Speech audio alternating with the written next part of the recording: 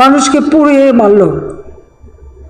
আর গাড়ি সে তো ৩,৮০০-র উপরে বাস, প্রায় ২৯টা রেল, ৭০টা ৭৬টা সরকারি অফিস, ৯টা লঞ্চ, এবং এমন কিছু নেই যে না পড়ালো। গাড়ির থেকে ড্রাইভারকে নেমে তার গায়ে পেট্রোল ঢেলে দিয়ে জীবন ভিক্ষা চেয়েছে, তাও শোনেনি, তাকে আগুন দিয়ে পুড়িয়ে দিয়েছে। সেই স্কুটারের যেখানে 3 হুইলার, ড্রাইভার ভিতরে বসে বাইরের থেকে আটকাই দিয়ে তাকে আগুন দিয়ে একটু শুদ্ধ পুড়িয়ে দিল। ট্রাকের ভিতরে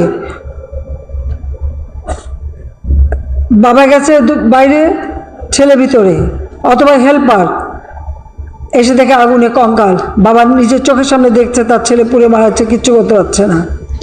এইরকম তাণ্ডব চালালো এই বিএনপি জামাত মিলে 2013 সালে, আপনাদের নিশ্চয়ই মনে আছে। সেখান থেকে যেভাবে হোক আমরা উদ্ধার করলাম, মানুষকে সেখানে ফিরে আনলাম। আবার 2014 500 স্কুল পুড়িয়ে দিয়েছিল, মানে ছেলে মেয়ের লেখাপড়ার দরকার নাই আর কি।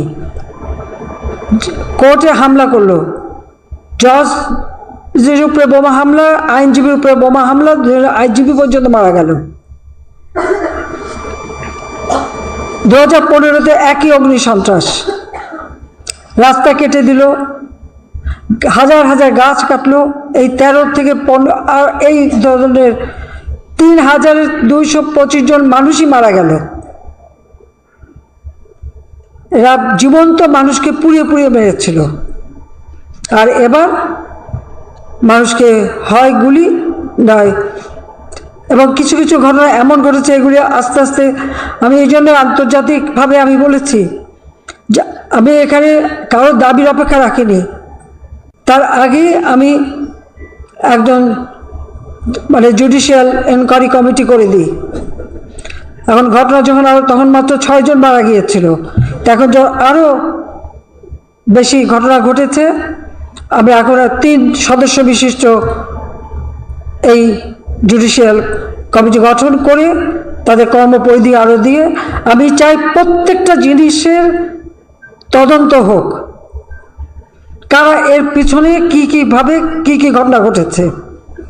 এবং সেই জন্য আন্তর্জাতিকভাবে জাতিসংঘকে আমি আবেদন করেছি যে তারা তাদের বিশেষজ্ঞ পাঠাক, অন্য কোনো দেশ যদি চায় তারা বিশেষজ্ঞ পাঠাক।